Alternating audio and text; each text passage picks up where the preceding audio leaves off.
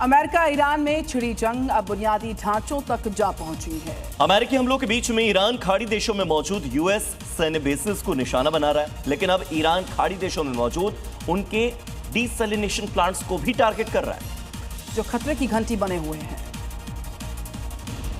जिससे Qatar, Kuwait जैसे खाड़ी देशों के सामने पीने के पानी की समस्या खड़ी हो जाएगी। और खलीफा का यही प्लान है और इसलिए उसने अब खाड़ी देशों को पानी के लिए तरसाने वाली स्ट्रेटेजी से आगे बढ़ना शुरू कर दिया है। तस्वीरें कुवैत की है। 48 घंटे में ईरान ने कुवैत के बिजली और डीसैलिनेशन प्लांट पर हमला किया।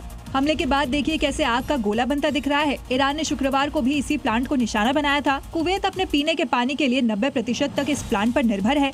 ऐसे में ये हमला उसके सामने पानी का संकट खड़ा कर सकता है और इमरजेंसी जैसे हालात पैदा हो सकते हैं। बड़ी खबर जॉर्डन से आ रही है, जहां पर 2 अमेरिकी सैनिकों की मौत हो गई। 2 सैनिकों की मौत से अमेरिका पूरी तरह भड़क गया है। ट्रंप ने घटना को कहा बेहद दुखद। 17 जुलाई को ईरान ने हमला किया था और 20 अमेरिकी सैनिकों के जख्मी होने की खबर आई है सामने। तो ईरान के हमले में 2 सैनिकों की मौत हो गई है, जिससे अमेरिका भड़क गया है। जॉर्डन में 2 अमेरिकी सैनिकों की मौत के बाद ट्रंप ने इस घटना को बेहद दुखद बताया। 17 जुलाई को ईरान ने जो अटैक किया था उसमें तकरीबन 20 ऐसे अमेरिकी सैनिक थे जो जख्मी हुए थे, घायल हुए थे।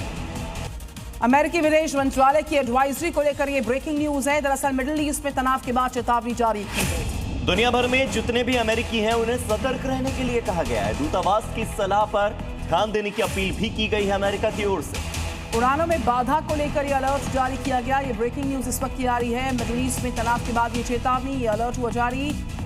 मिल रही जानकारी की दुनिया भर में अमेरिका को कहा है कि आप अलर्ट पर रहिए। दूतावास की सलाह पर ध्यान दें और जितने भी अमेरिकी हैं हो सकता है कि उड़ानों में यानी कि फ्लाइट्स में देरी भी हो सकती है, देरी के लिए वो तैयार रहें। तो मिडिल ईस्ट में एक बार फिर से भयंकर जंग का सिलसिला शुरू हो चुका है। ईरान ने अमेरिकी हमलों पर पलटवार करते हुए उनके सैन्य ठिकानों के साथ ही कतर में तेल डिपो पर मिसाइल अटैक किया है। देखिए रिपोर्ट। लगातार अमेरिकी हमलों के बाद ईरानी सेना ने गल्फ में हवाई हमले तेज कर दिए।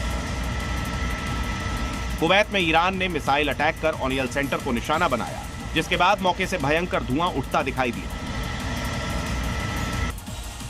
हमले में ओनियल फैसिलिटी को काफी नुकसान पहुंचा है और एक कर्मचारी भी घायल हो गया है। कुवैत में तेल डिपो के साथ ही वाटर ट्रीटमेंट प्लांट को निशाना बनाया,